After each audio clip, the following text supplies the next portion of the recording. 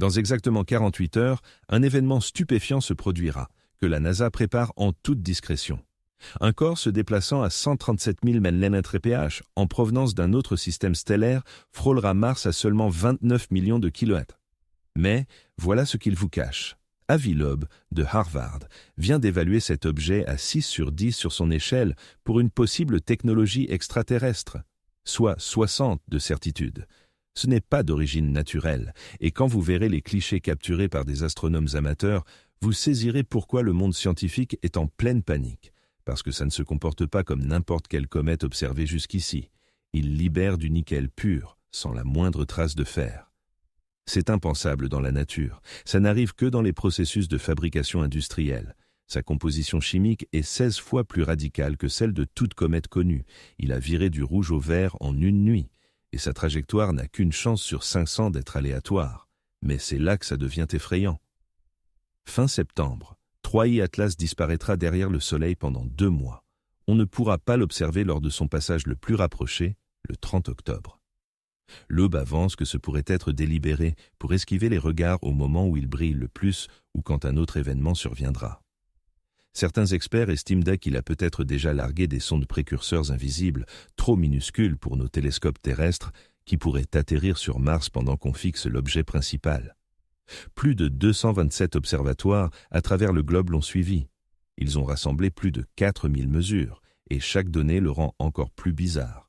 Avec ses 33 milliards de tonnes, il n'aurait pas dû exister. Les calculs ne collent pas. On aurait dû repérer 100 000 objets plus petits avant de tomber sur un truc aussi massif. Alors, qu'est-ce que c'est vraiment, ce 3I Atlas? Dans l'heure qui vient, je vais vous dévoiler toutes les anomalies, les observations fuitées et les hypothèses que les savants refusent d'aborder en public. Parce que, après le 3 octobre, quand les sondes martiennes pointeront leurs caméras vers lui, on pourrait obtenir des réponses, ou quelque chose de bien plus inquiétant. Si ça vous intrigue autant que moi, likez la vidéo, abonnez-vous et dites-moi en commentaire d'où vous regardez, quelle heure il est chez vous, et le truc le plus loufoque qui vous soit arrivé. Chapitre 1. Le classement choc de 6 sur 10 par avis. Avi Loeb vient de déclencher un vrai séisme en astronomie.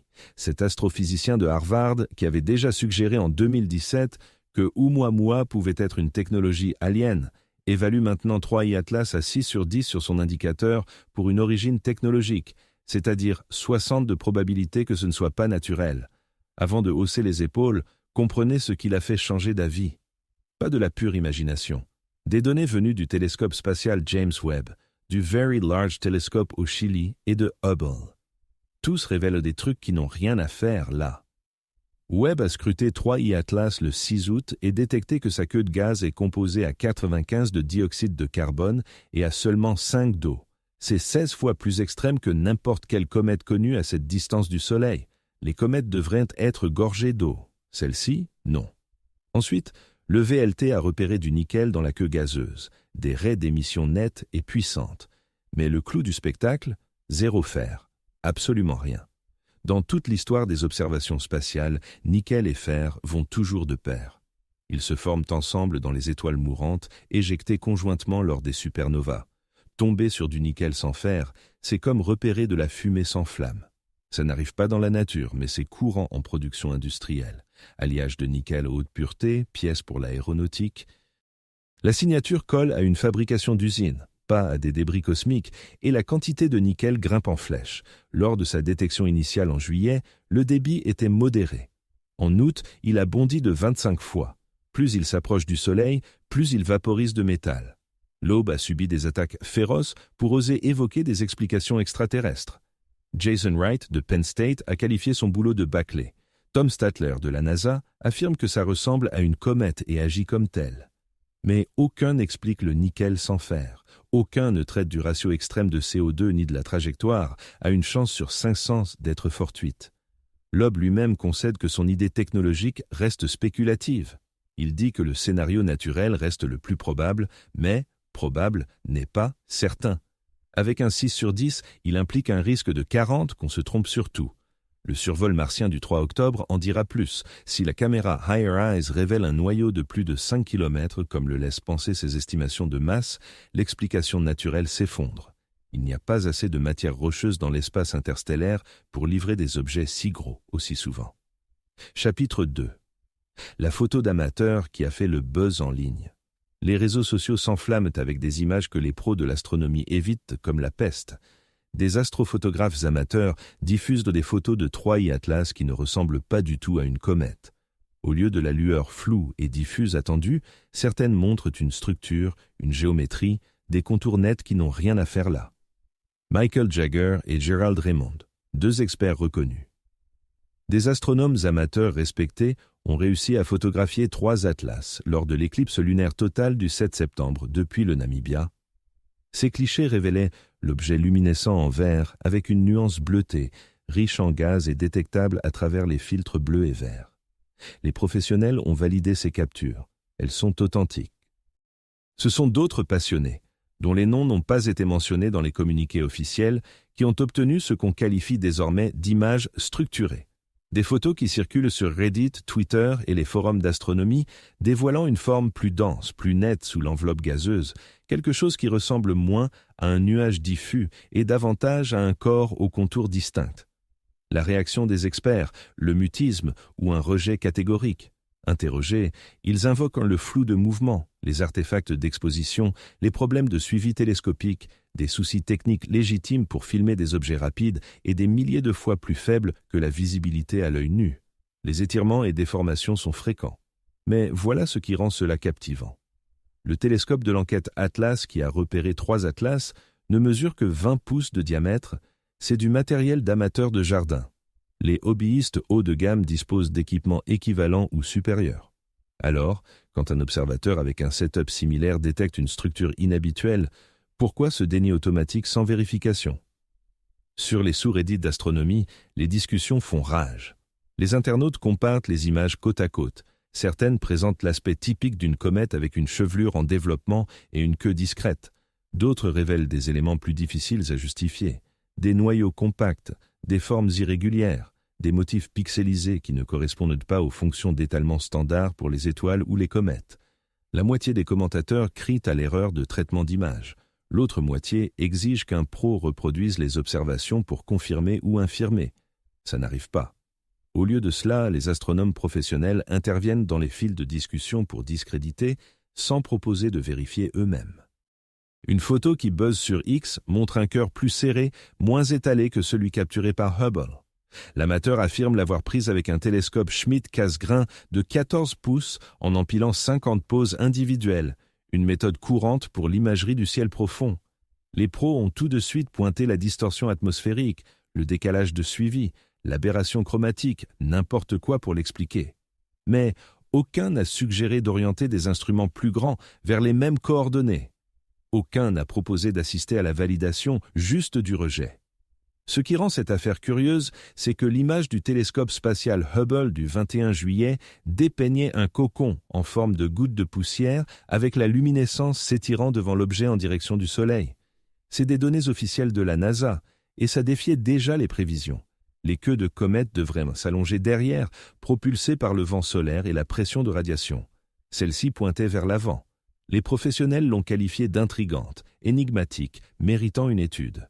Quand des amateurs repèrent des bizarreries dans la même période, on parle d'erreur utilisateur. Puis, Gemini South a obtenu des images le 27 août, révélant la première preuve d'une queue antisolaire classique s'étendant derrière l'objet. Donc, entre juillet et août, une évolution s'est produite. Soit 3 atlas s'est mis à se comporter comme une comète ordinaire, soit notre angle de vue a pivoté pour dévoiler ce qui était là depuis le début. La plupart des clichés amateurs affirmant une structure anormale datent de cette fenêtre juillet-août, quand l'objet agissait le moins comme une comète, quand même les observations pro montraient une fois des écarts. Et voilà un autre élément sous-estimé. Le télescope spatial infrarouge SPHEREX de la NASA a observé 3 atlas début août et l'a vu comme une source ponctuelle. Pas de chevelure étendue, pas de queue, juste un point. Ce n'est pas l'apparence des comètes en infrarouge. Elles affichent une émission prolongée due au gaz et à la poussière chauffée, mais SPHEREX n'en a rien détecté. Un seul point brillant. On observe un schéma. Les pros voient des anomalies qu'ils peinent à élucider.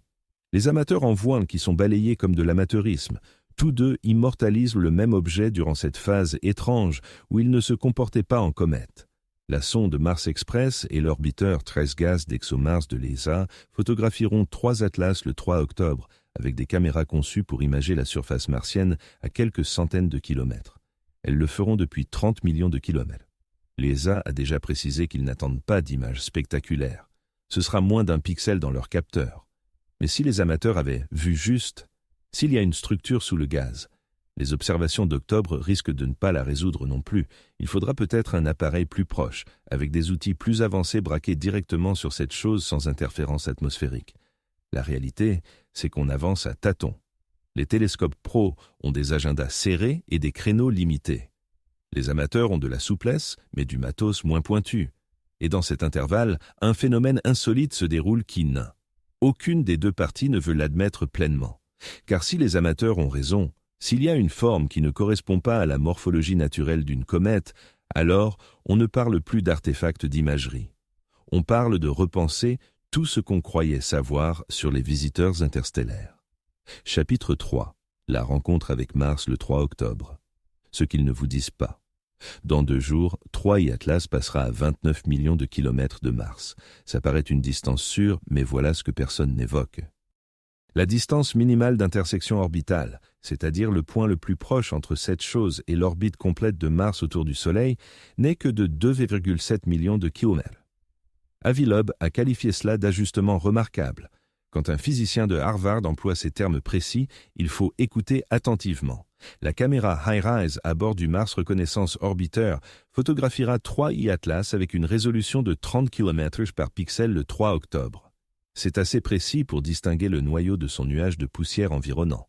Assez pour évaluer la surface réelle qui réfléchit la lumière solaire et assez pour vérifier si cet objet mesure vraiment 5 km de diamètre, comme le suggèrent les derniers calculs de masse de Loeb.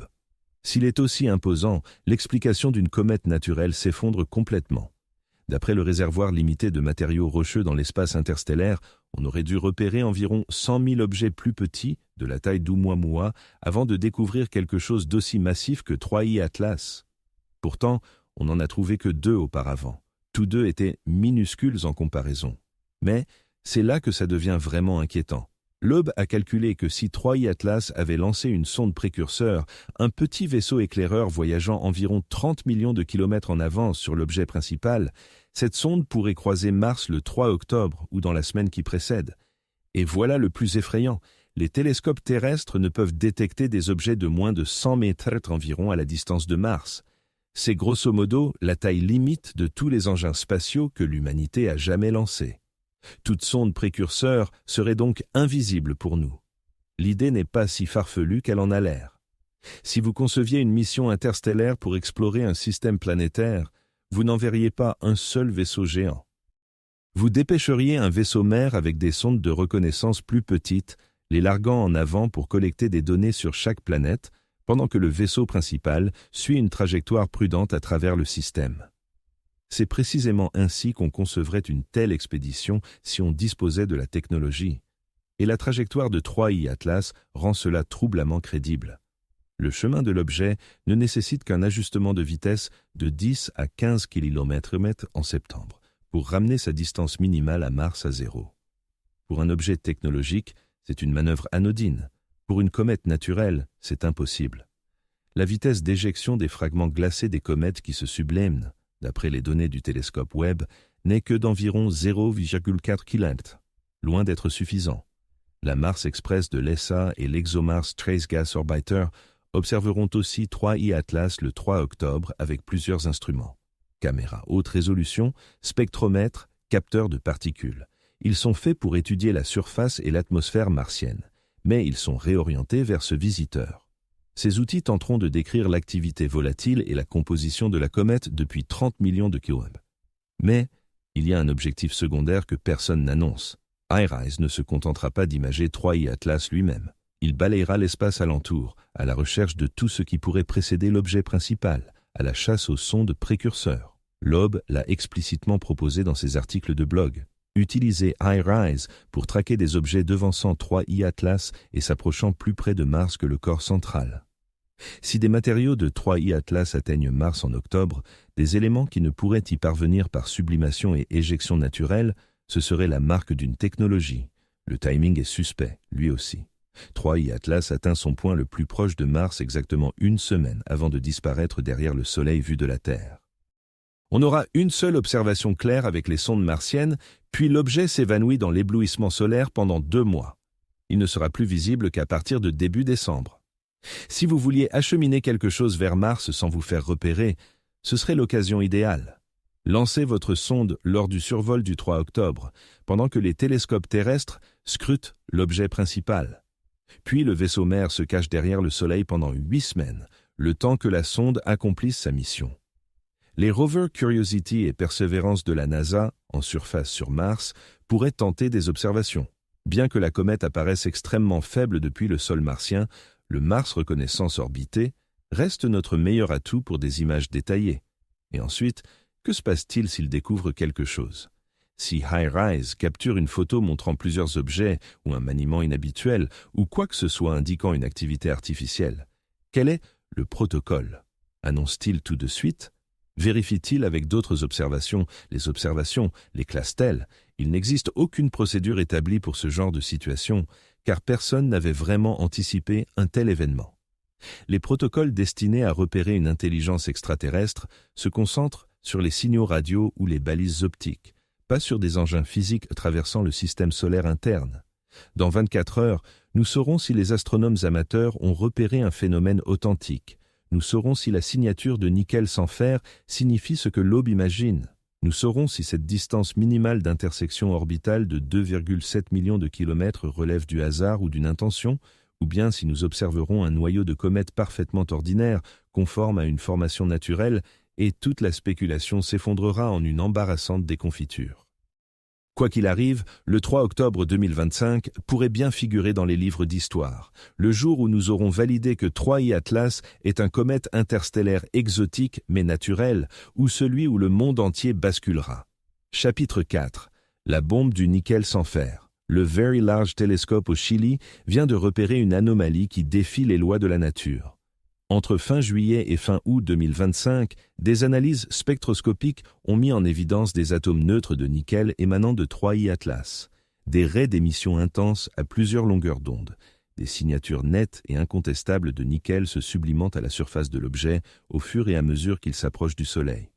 Mais pas la moindre trace de fer. Aucune raie d'émission dans les longueurs d'onde prévues pour le fer. Permettez-moi d'expliquer pourquoi cela bouleverse tout. Le nickel et le fer sont des jumeaux cosmiques. Ils naissent ensemble dans les réactions nucléaires au cœur des étoiles massives. Lorsque ces étoiles explosent en supernova, le nickel et le fer sont projetés ensemble dans l'espace. Ils se condensent en grains de poussière côte à côte, ils s'intègrent aux astéroïdes et aux comètes de manière solidaire. Dans chaque rocher spatial que l'humanité a pu examiner, que ce soit des météorites tombés sur Terre ou des échantillons rapportés par des missions, le nickel et le fer se présentent en proportions attendues. Découvrir l'un sans l'autre, c'est comme dénicher de l'hydrogène sans protons. Cela contredit la chimie fondamentale de l'univers. L'équipe du VLT, dirigée par des chercheurs sans lien avec les théories plus audacieuses d'Avi, a publié ses résultats avec des conclusions mesurées. Ils ont proposé que le nickel provienne de composés carbonylés au nickel, des molécules qui pourraient exister en théorie dans des environnements interstellaires glacés à l'extrême. Ces composés sont instables, se décomposant sous l'effet de la lumière ultraviolette pour libérer du nickel et du monoxyde de carbone. Mais même l'équipe du VLT a reconnu que cela serait sans précédent. Jamais observé dans un comète du système solaire, jamais détecté dans l'espace interstellaire. Une explication purement hypothétique pour une observation qui en réclame une urgente. Ce qui aggrave les choses, c'est que la production de nickel n'est pas constante. Lorsque 3I Atlas a été détecté pour la première fois à 3,9 unités astronomiques du Soleil en juillet, le débit d'émission de nickel avoisinait 10 puissance 21. Notable, mais pas inquiétant, fin août, à 2,85 unités astronomiques, ce débit avait grimpé de 25 fois. 25 fois plus de nickel s'échappant de la surface en un seul mois. Plus l'objet se rapproche du Soleil, plus l'émission de métal s'intensifie de façon spectaculaire. Et cette hausse ne suit pas les courbes progressives typiques des dégazages comme Terre normaux. Elle est exponentielle, abrupte, comme si quelque chose était vaporisé de manière contrôlée par la chaleur croissante. avis a osé formuler ce que les autres évitaient de déclarer ouvertement. Sur Terre, nous isolons le nickel du fer en routine dans les procédés industriels.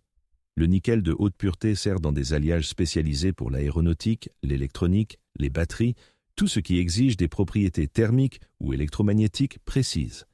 La signature relevée sur 3i Atlas correspond à une production industrielle de nickel, pas aux abondances cosmiques naturelles.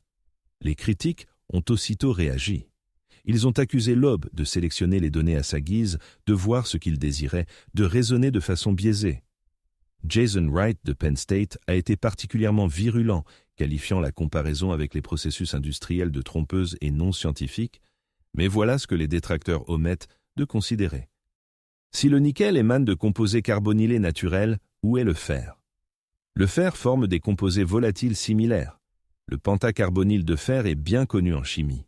Si les conditions ont permis de former et de conserver du carbonyle de nickel pendant des milliards d'années dans l'espace interstellaire, les mêmes conditions auraient produit des carbonyles de fer. Les deux devraient être présents, mais seul le nickel se manifeste. Les observations du VLT ont aussi noté une production rapide et croissante de cyanure, de l'hydrogène cyanure et de composés apparentés dans la chevelure gazeuse autour de 3i Atlas, avec des taux qui s'élèvent brutalement à mesure que l'objet s'approche du Soleil. Loeb a supposé que le changement de couleur observé par les astronomes amateurs, passant du rouge au vert, pourrait être lié à cette flambée de cyanure. Le cyanure en soi n'est pas rare dans les comètes. C'est un composé courant de carbone et d'azote présent dans de nombreux corps glacés.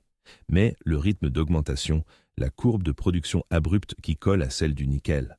Les émissions indiquent que ces phénomènes sont interconnectés d'une certaine manière. Ce qui est vraiment captivant, c'est ce que cela révèle sur la constitution de cet objet. Si la plus grande partie de la masse consiste en glace de dioxyde de carbone, avec de minces traces d'eau, comme l'a mis en évidence Webb, et si la surface libère du nickel et du cyanure à des taux croissants, alors nous faisons face à une chimie qui ne ressemble à rien de ce qui s'est formé dans notre système solaire. Les comètes issues du nuage d'Oort ou de la ceinture de Kuiper sont riches en eau parce qu'elles se sont développées dans une zone où la glace d'eau était stable. Le rapport entre l'eau et le dioxyde de carbone reflète la température et la composition du disque protoplanétaire d'où elles proviennent.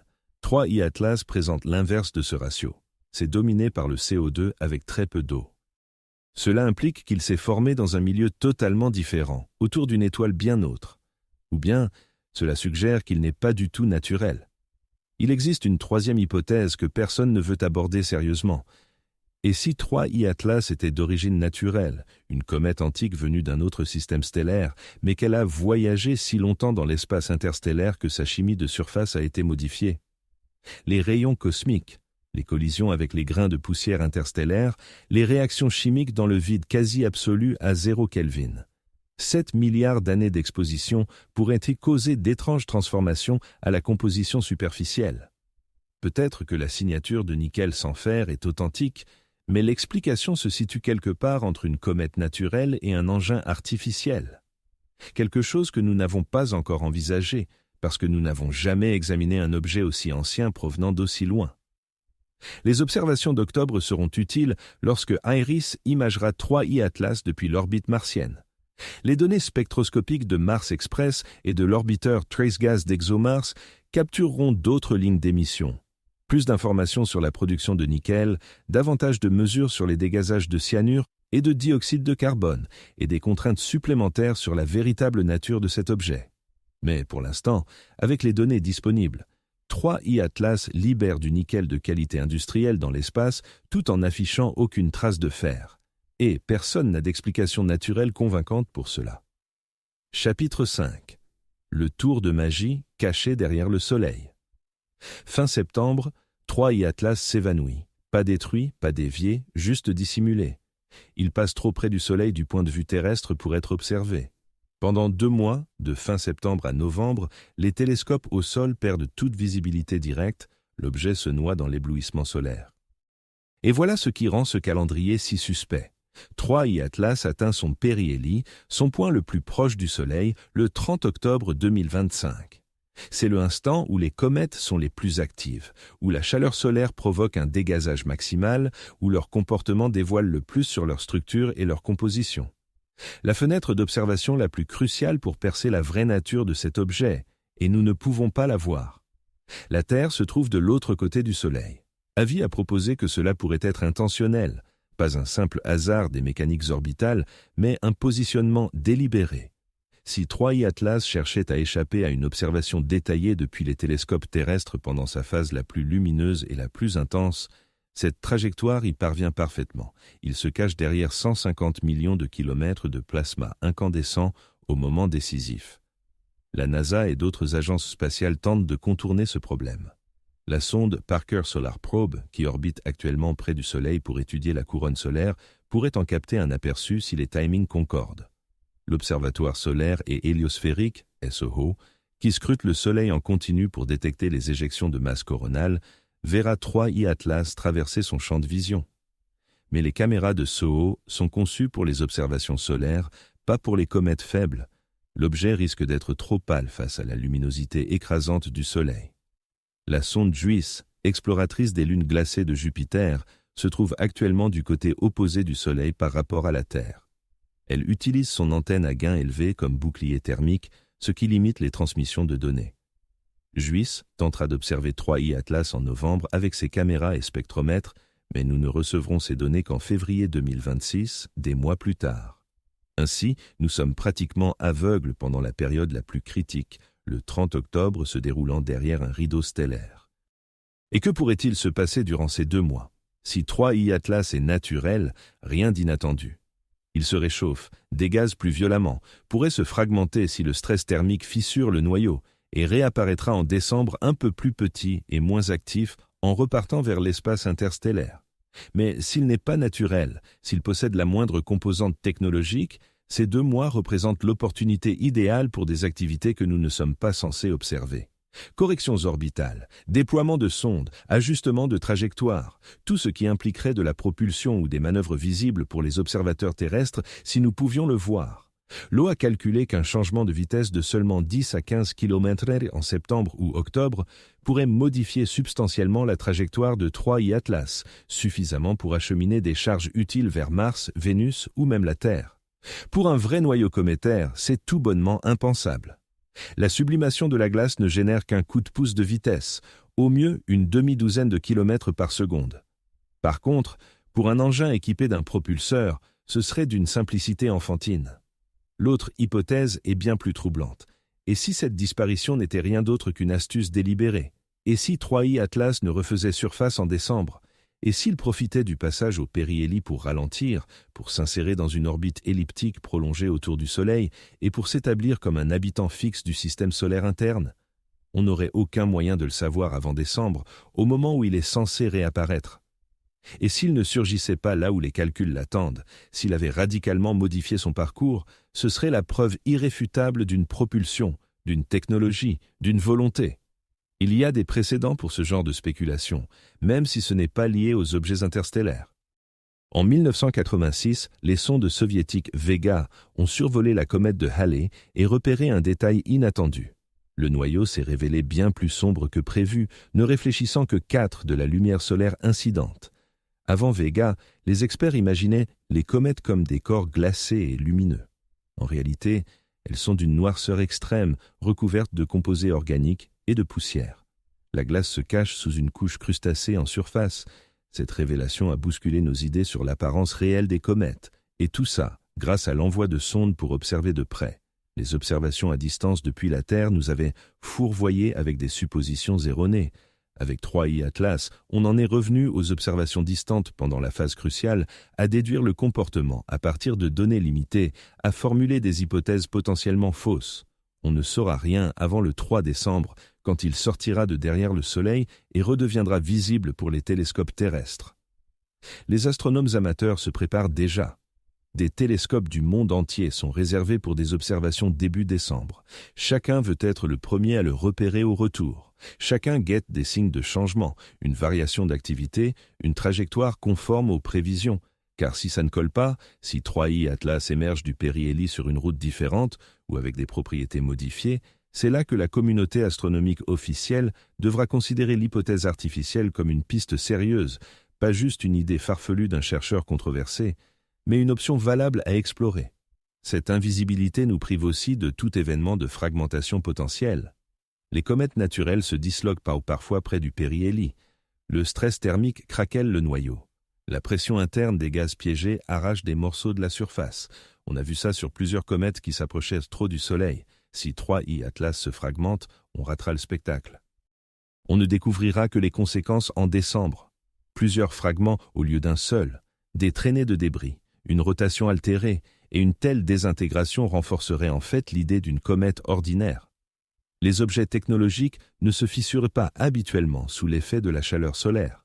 À moins que la fragmentation soit maîtrisée, à moins que ce qu'on prendrait pour une explosion soit en vérité un déploiement, avec des éléments plus petits se détachant du corps principal, chacun filant vers des destinations distinctes dans le système solaire interne.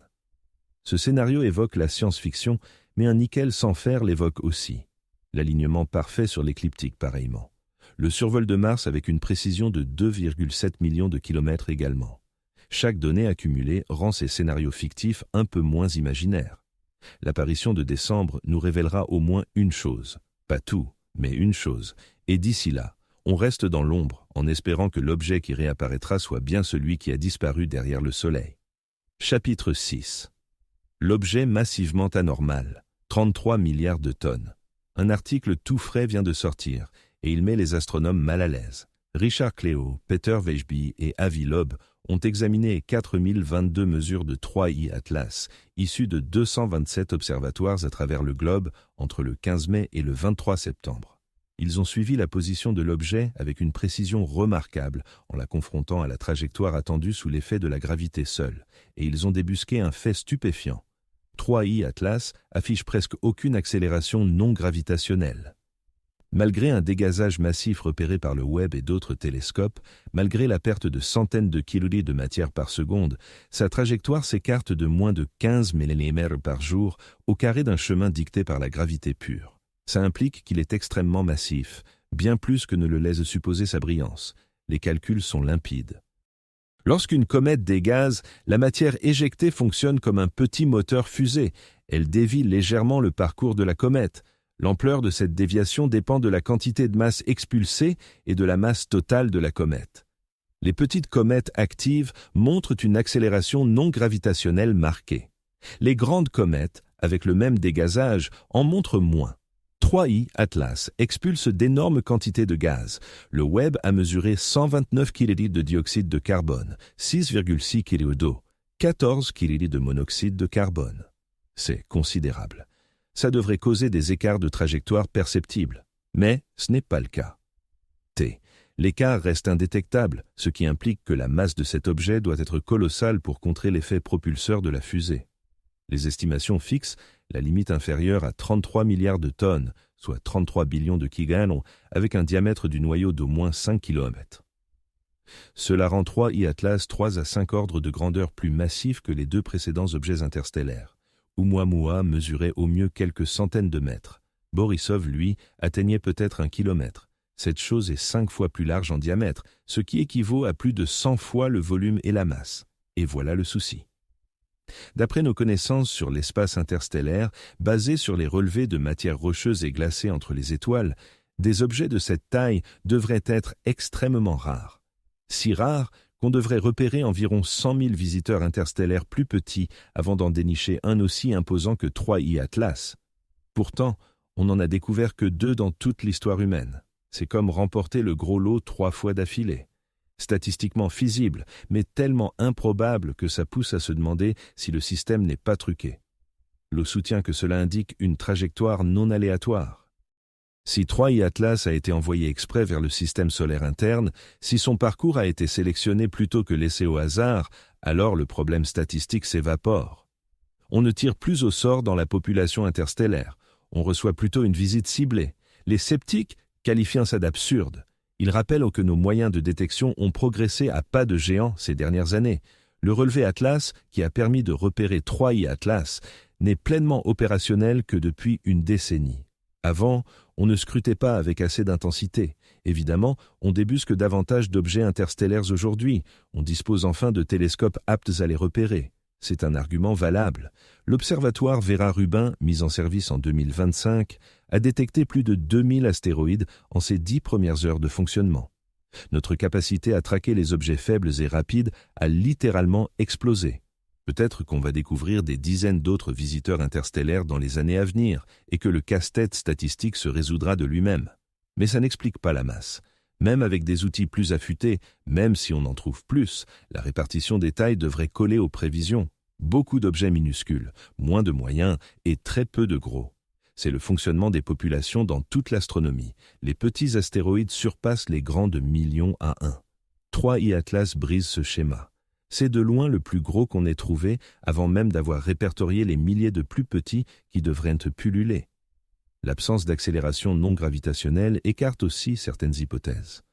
Certains chercheurs proposaient que 3I Atlas soit un amas de débris faiblement liés par une gravité chétive. Si c'était le cas, les dégazages l'auraient disloqué. Les forces de propulsion auraient surpassé la cohésion gravitationnelle et l'objet se serait désintégré. Mais il tient bon. Il reste intact malgré une perte de masse considérable. Cela exige soit un noyau solide et cohérent, soit un liant plus efficace que la simple gravité auto-induite. Les observations martiennes du 3 octobre pourraient trancher sur la taille. Si Iris parvient à isoler le noyau de son nuage de poussière et à évaluer la lumière réfléchie par la surface solide par rapport à celle diffusée par les particules environnantes, on obtiendra une mesure plus précise du vrai diamètre du noyau. S'il dépasse 5 km, l'explication naturelle devient bancale. Il y a une autre option qui n'a pas attiré beaucoup l'attention. Et si 3I Atlas était enveloppé d'un vaste nuage diffus de poussière très fine et que la plus grande partie de la luminosité qu'on observe provenait de cette poussière plutôt que du noyau lui-même? Dans ce scénario, le noyau pourrait être bien plus petit et les calculs de masse erronés. Mais Webb et Spherex l'ont observé en infrarouge. L'infrarouge perce la poussière pour révéler les surfaces solides en dessous. Spherex a vu 3I Atlas comme une source ponctuelle, pas un nuage étendu.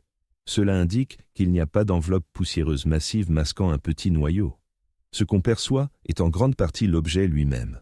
On revient donc à un noyau de 5 km avec au moins 33 milliards de tonnes de masse, affichant presque aucune accélération non gravitationnelle malgré des dégazages massifs. Un objet qui, statistiquement, n'aurait pas dû exister, arrivant sur une trajectoire avec des chances de 1 sur 500 d'être aléatoire. Les données s'accumulent. Chaque observation rend l'explication naturelle un peu moins crédible. Pas impossible, mais de plus en plus forcée, demandant toujours plus d'exceptions, de coïncidences, de conditions inédites. Chapitre 7. Les impossibilités chimiques. Le mystère du CO à 95. Le télescope spatial. James Webb a observé 3I Atlas le 6 août 2025 avec son spectrographe infrarouge proche. Ce qu'il a révélé bouleverse nos idées sur l'apparence des comètes interstellaires. Le panache de gaz autour de 3I Atlas est composé de 95 de dioxyde de carbone et seulement 5 d'eau. C'est 16 fois plus extrême que ce qu'on attendait pour un type typique. Tous les comètes que nous avons analysées dans notre système solaire sont riches en eau. Ils se sont formés dans les régions externes glaciales où la glace d'eau prédominait parmi les composés volatiles.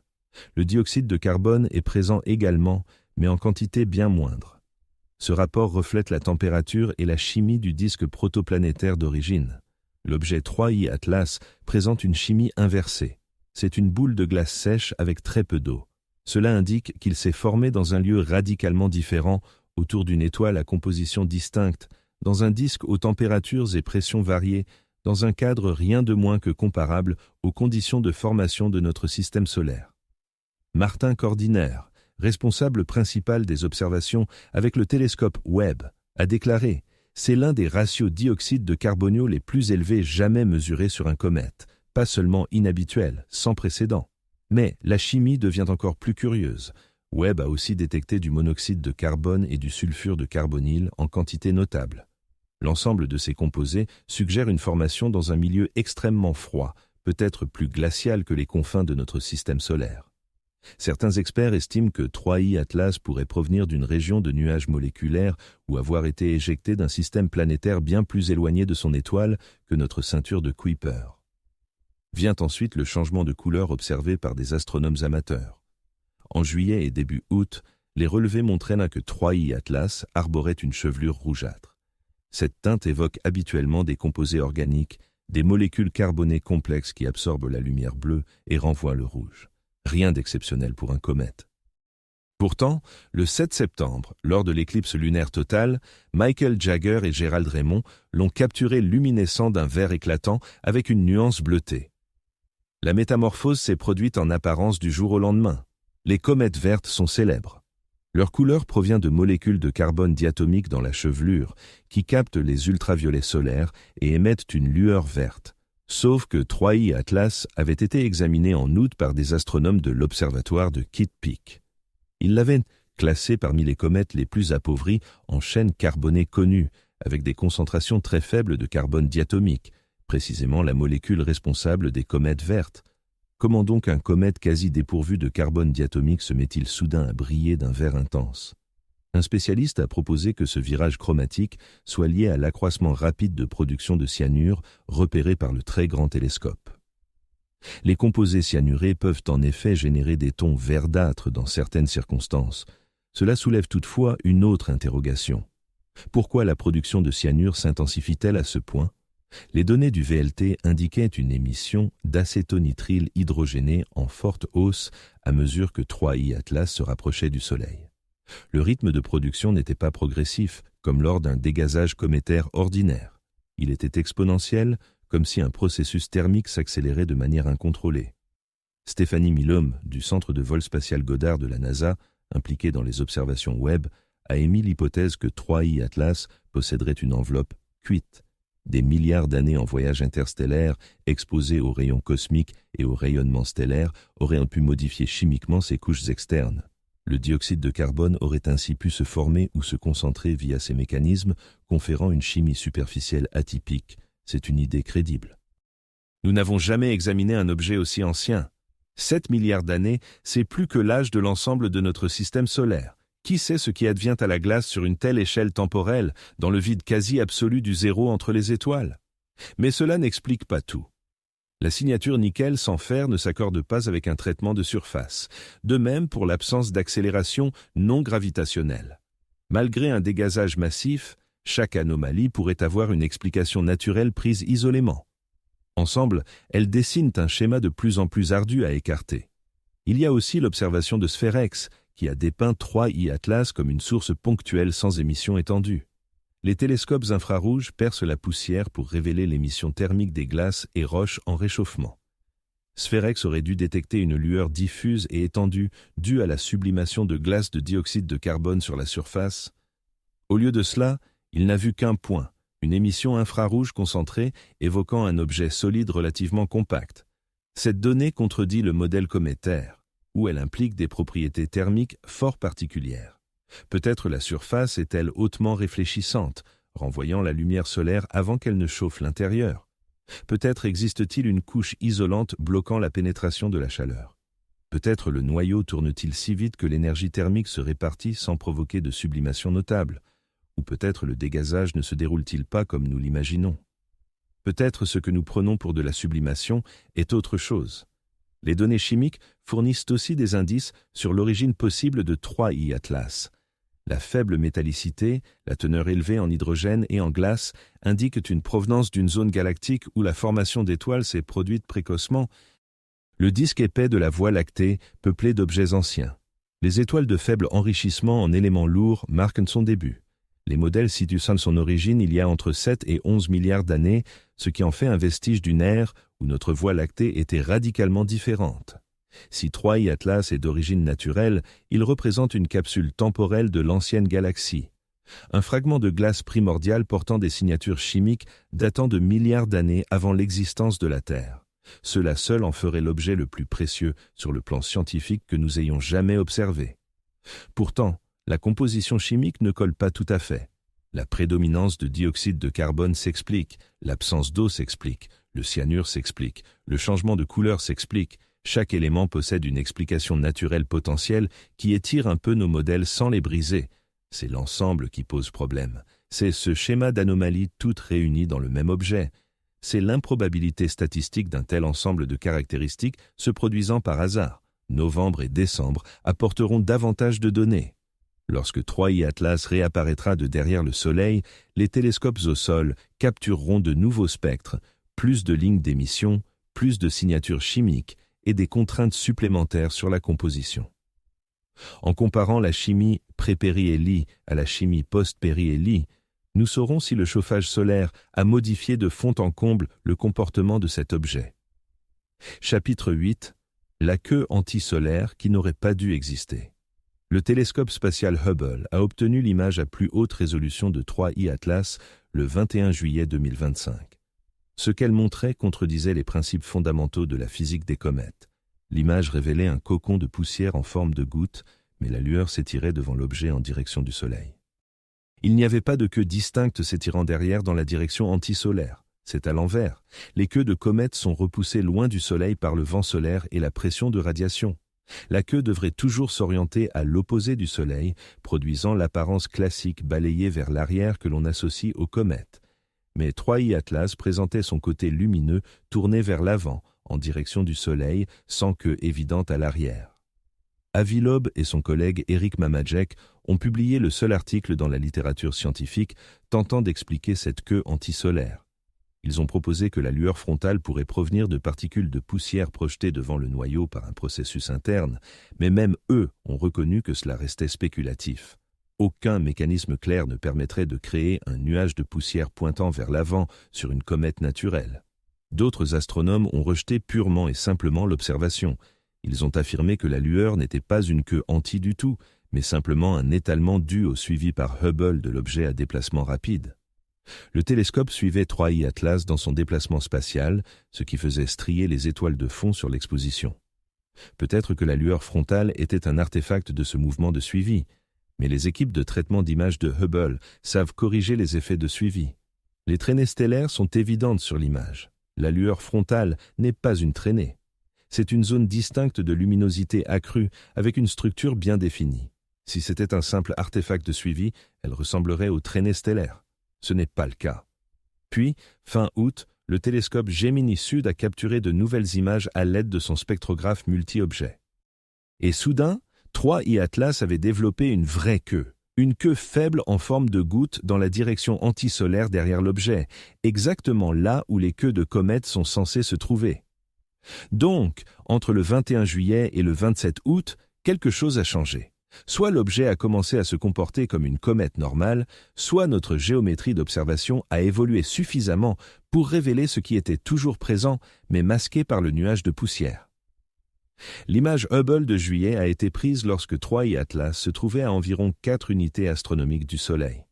L'image Gemini d'août était à roughly 2,6 unités astronomiques. Plus près du Soleil signifie un chauffage solaire accru, plus de dégazage, potentiellement plus de production de poussière. Il est plausible que la queue ne se soit tout simplement pas encore formée en juillet et qu'elle soit apparue plus tard avec l'augmentation de l'activité. Mais cela n'explique pas la lueur frontale. Les comètes normales n'ont pas d'auréole lumineuse pointant vers le Soleil. Elles ont des comas, des nuages sphériques de gaz et de poussière entourant le noyau.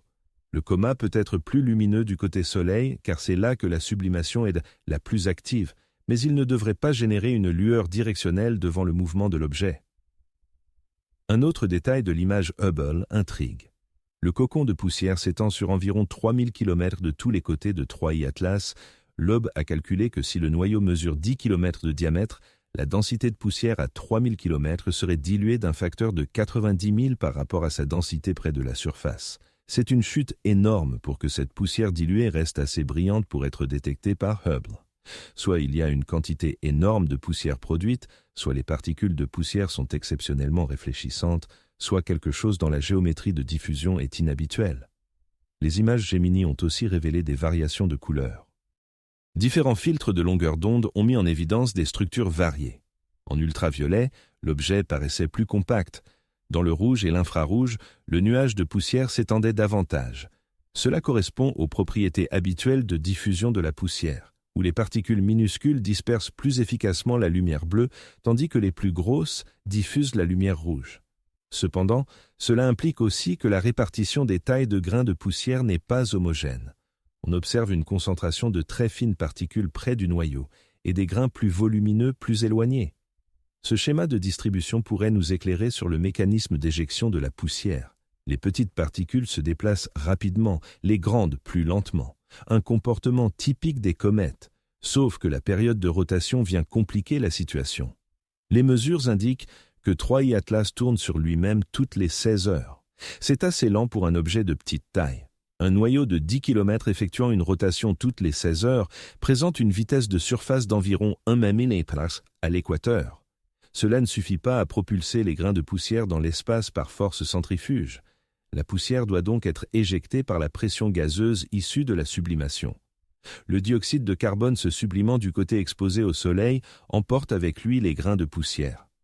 Pourtant, l'examen de l'image prise par Hubble suggère que les particules de poussière se déplacent à environ 20 mm. C'est bien plus rapide que la vitesse de rotation, mais cela cadre avec l'entraînement gazeux dû à la sublimation. C'est là que les choses deviennent fascinantes. Si la poussière est expulsée à 20 mm par dégazage de dioxyde de carbone et si l'objet perd 129 kL de ce gaz comme l'a mesuré Webb, alors le taux de production de poussière devrait être considérable, sans doute de plusieurs tonnes. Une telle quantité de poussière devrait générer une queue très visible, une queue étendue et lumineuse repérable sur les clichés des télescopes professionnels. Mais l'image de Hubble de juillet n'en montre aucune, seulement une lueur frontale et une chevelure diffuse. Une explication possible est que les particules de poussière sont si petites qu'elles sont repoussées vers l'avant par la pression de radiation avant de pouvoir former une queue classique. La pression de radiation solaire peut accélérer les grains minuscules plus vite que la gravité ne les attire vers le Soleil. Si la taille des grains est inférieure à 1 micron, la pression de radiation l'emporte et les particules pourraient être projetées devant le noyau. Mais cela produirait une queue frontale et non une simple lueur. La forme ne colle pas. Une autre hypothèse est que la poussière se charge électriquement sous l'effet du rayonnement ultraviolet solaire et interagit avec le champ magnétique du Soleil. La poussière chargée se comporte différemment de celle neutre. Elle peut être concentrée ou dispersée par les champs magnétiques, générant des formes inhabituelles.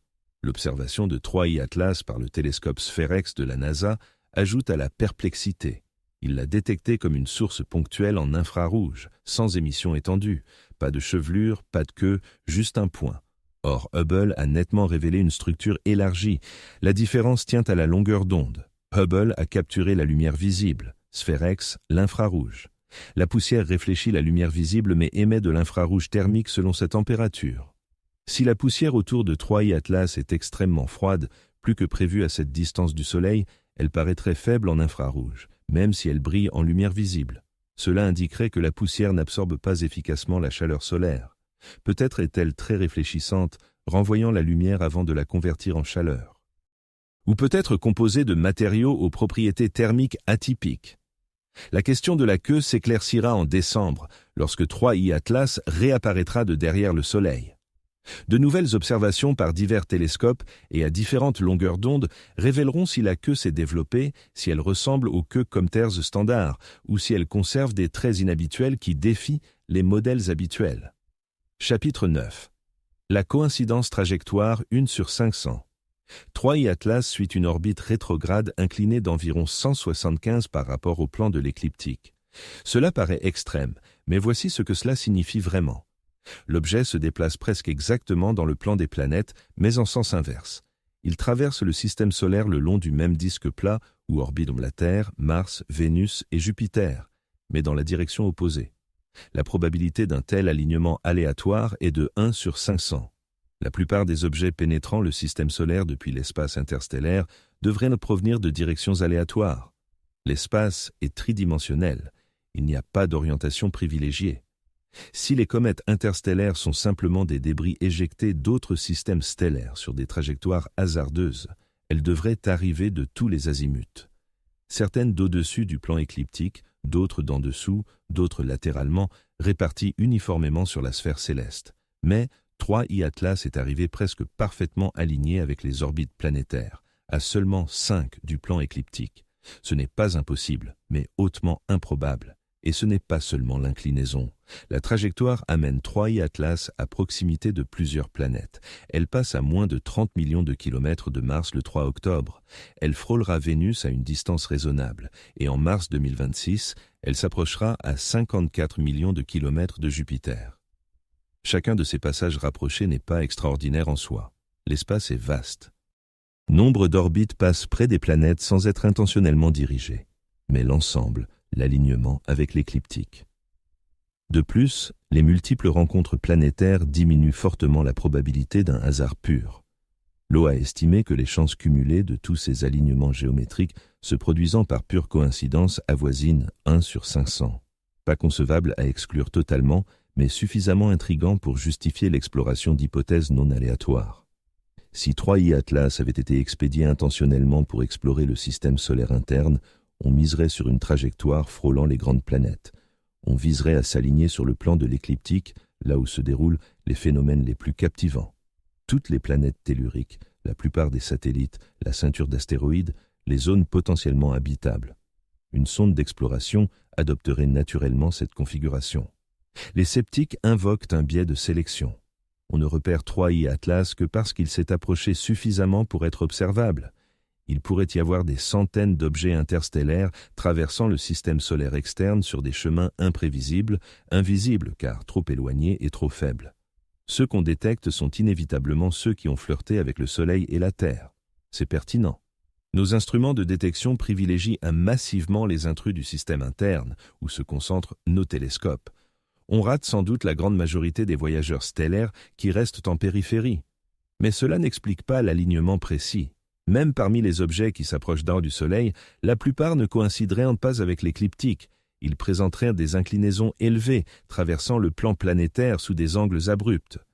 Le fait que 3I Atlas soit quasi coplanaire avec les planètes reste exceptionnel, même au sein des cibles détectables. Un autre trait de la trajectoire mérite attention. 3I Atlas suit une orbite hyperbolique d'excentricité voisine de 6,16. Il file bien au-delà de la vitesse de fuite. Il n'est pas capturé gravitationnellement par le Soleil, il provient de l'espace interstellaire et y repart. Pourtant, on peut retracer son parcours en sens inverse. En inversant les calculs orbitaux, les astronomes déterminent son point d'origine. Les modélisations indiquent une naissance dans la région du disque épais de la Voie lactée, peut-être autour d'un système stellaire âgé de 7 à 11 milliards d'années. C'est d'un ancien prodigieux. Plus vieux que notre Soleil, plus vieux que tout notre système. Si 3I Atlas s'est formé près d'une étoile si antique, il erre dans l'espace depuis des milliards d'années potentiellement. L'exposition au rayonnement cosmique, les transformations chimiques, l'âge même de cet objet le distinguent de tout ce qu'on a pu analyser jusqu'ici. Son itinéraire galactique révèle aussi des indices. À sa vitesse actuelle, moins l'accélération gravitationnelle solaire, 3I Atlas, filait à environ 58 km/h dans l'espace interstellaire avant d'entrer chez nous. Cela cadre avec les vitesses typiques des objets du disque épais. La vélocité colle aux prévisions. Ce qui détonne, c'est le moment d'arrivée. 3I Atlas a pénétré le système solaire interne mi-2025, pile quand nos outils de détection ont atteint le seuil pour le repérer. L'observatoire Vera-Rubin est entré en service. Atlas a atteint sa pleine capacité opérationnelle. SFEREX a été lancé. Toute l'infrastructure requise pour analyser un visiteur interstellaire était déployée. Hasard ou synchronisation?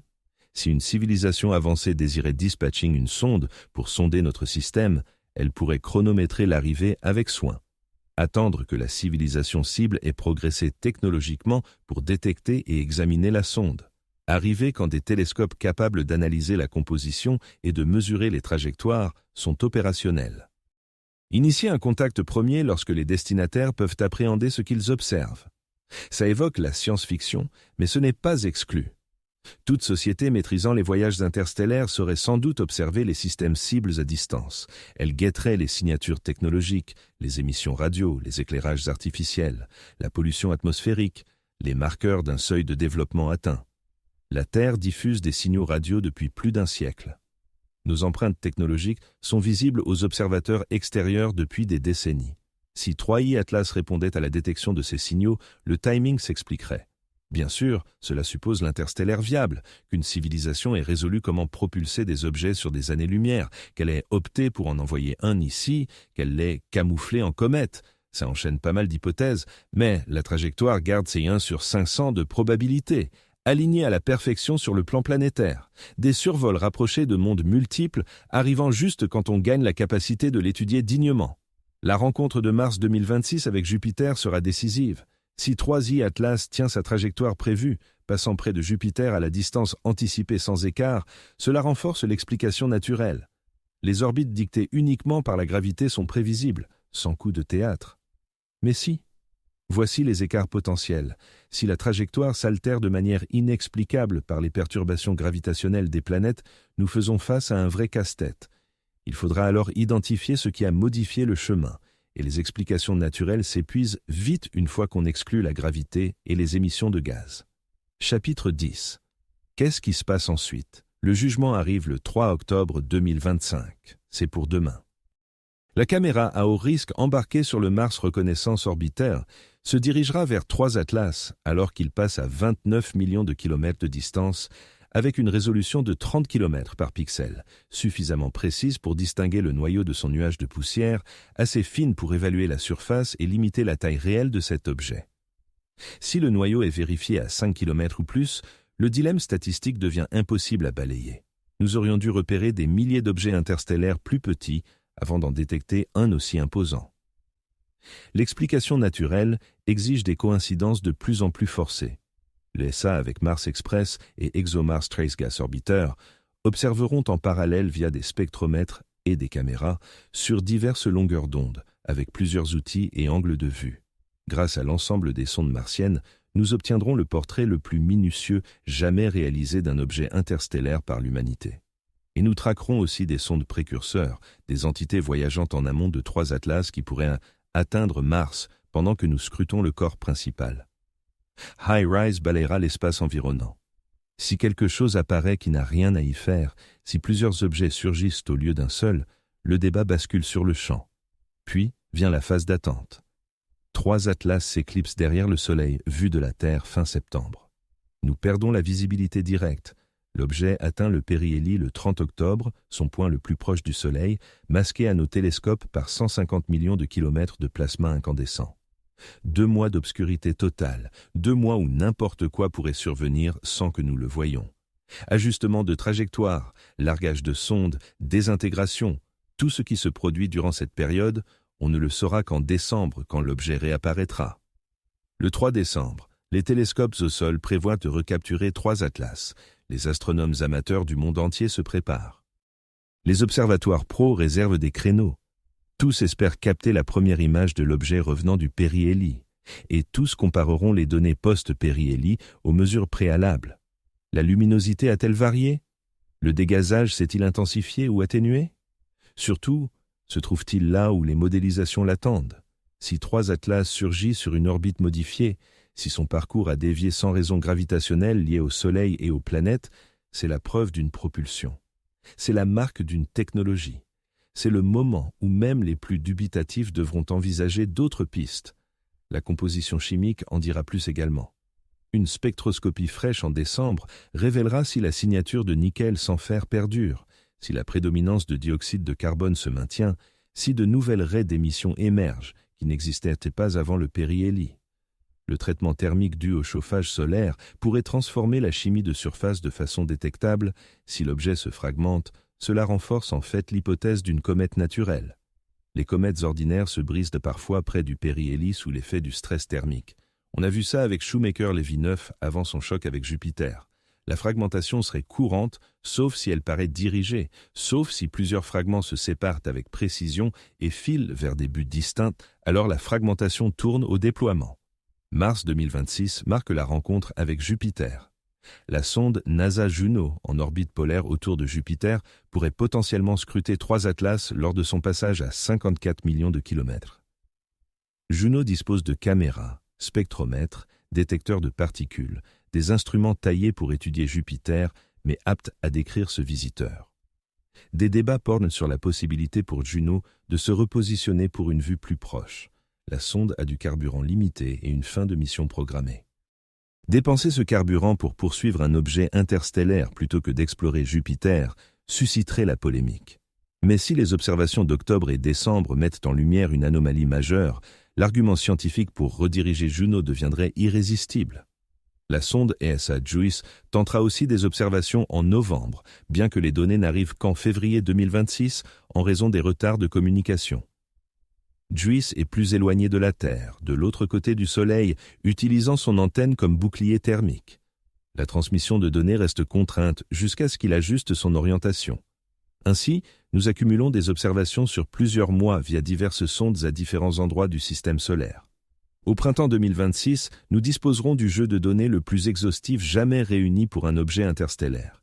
Et ce jeu de données confirmera soit 3 atlas comme une comète naturelle exotique venue d'un autre système stellaire, soit il nous obligera à examiner sérieusement que on est en pleine effervescence scientifique en attendant de l'observer de plus près.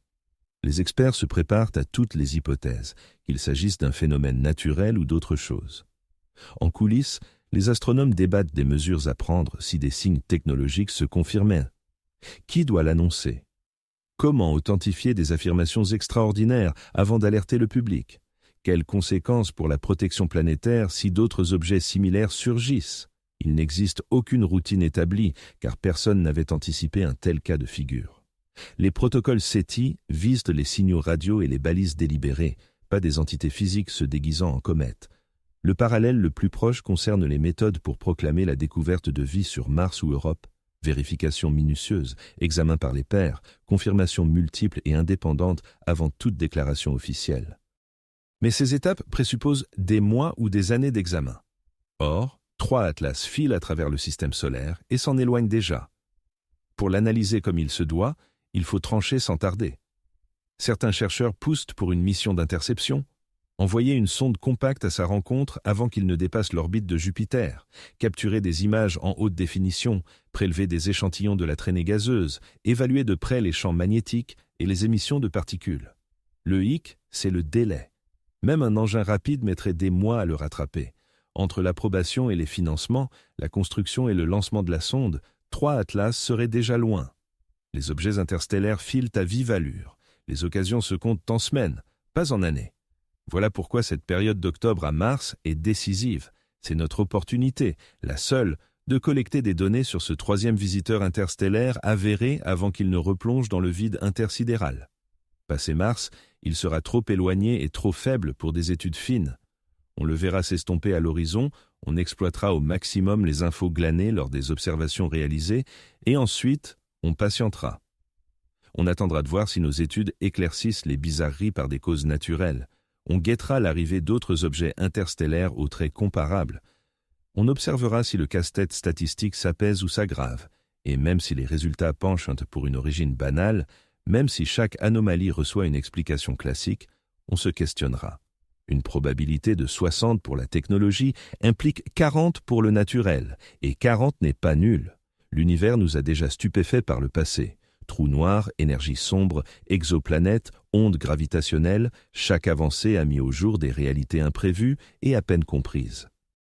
3 atlas pourraient être une surprise de plus, quelque chose de naturel mais si singulier, si imprévu, qu'il bouscule nos théories et nous oblige à repenser les limites du possible.